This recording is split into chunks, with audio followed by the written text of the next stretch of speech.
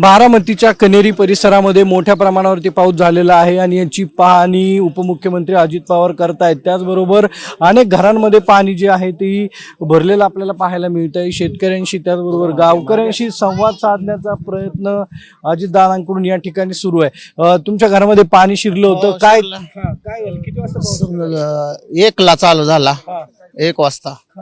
काय परिस्थिती होती? परिस्थिती लय बेकार होते, लय नुकसान झाले। सगळं पाणी सगळं म्हणजे अख्खं हितकं बुडलंय सगळं, आमचं सगळं वाहून गेलंय, काहीच राहिलं नाही। बारकी पोरं सोरं सगळी बारकाली एवढी पोरं हो काही आणि हितकं पाणी आहे। चला आता आता सध्या बघायला अजूनही पाणी आहे?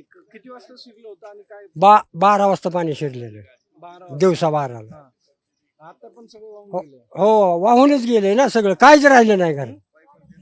काय झालं? किती वाजता पाऊस आलता? काय भीती वाटली? 1 वाजता पाऊस आता याक वाहून गेलं गाड्याही। तेव्हा तुम्ही काय कुठं होते तेव्हा? आम्ही घरात सुद्धा घरात पाणी आलं का? हा बाहेर निघालो, काय काय गेलं? काय काय नुकसान झालं? लिखाटणे झालं, ते गाड्या वाहून गेला।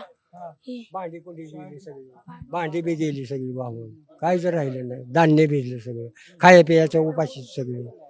हो आपण जर पाहिलं तर मोठ्या प्रमाणावरती नुकसान जे आहे ते या ठिकाणी शेतकऱ्यांचं झालेलं आहे आणि या परिसराची पाहणी उपमुख्यमंत्री अजित पवार यांच्याकडून सध्या सुरू आहे। या सगळ्या परिस्थितीचा आढावा घेतला जात आहे। आपण जर पाहिलं तर कनेरी परिसरामध्ये ही घरं आहेत आणि याच घरांमध्ये हे सगळं पाणी शिरलेलं होतं। त्याचबरोबर घरां आपण जर पाहिलं तर या ठिकाणी या घरांमध्ये सगळं पाणी शिरलेलं आहे। घरांमधलं सगळं साहित्य जे आहे ते वाहून गेलेलं आहे।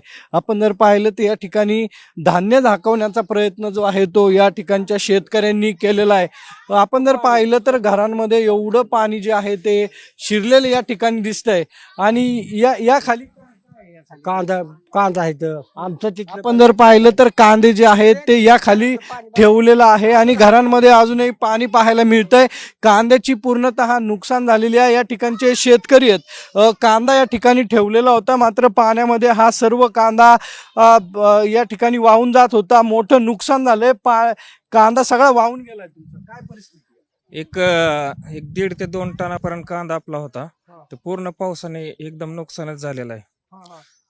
तर आता ह्याची सरकारला विनंती आहे की आम्हाला थोडीफार भरपाई तरी मिळावी नाही का शेतकऱ्यांना, आणि हे जे नुकसान झालंय हे पूर्णपणे शेतकरी ह्याच्यातनं थोडाफार तरी वाचला पाहिजे नाही का। कधीपासून सगळी मेहनत होती तुमची आणि काय सगळी? 5 महिन्यापासून आता आम्ही ह्याला म्हणजे पूर्ण मेहनत करतो ना। 5 महिने पोटच्या पोराप्रमाणे आम्ही सांभाळलेला कांदा आज जर वाहून गेला, आता ह्यात गव्हर्नमेंटचं पण सरकारचं पण काय म्हणजे हे नाही का, दोष नाही याला। मेहनत आहे, सगळं तुमच्या समोर माती मोल झालं। हो मग काय आता काय, आता अजितदादा पाहणी करतात या ठिकाणी। हो दादांना विनंती आहे की थोडंफार शेतकऱ्यांना सहकार्य करावं। आपण जर पाहिलं तर अजितदादा या ठिकाणी पाहणी करतायत, कांद्याचं नुकसान झालेलं आहे आणि या शेतकऱ्यांशी बातचीत करण्याचा प्रयत्न अजित पवारांकडून सध्या सुरू आहे।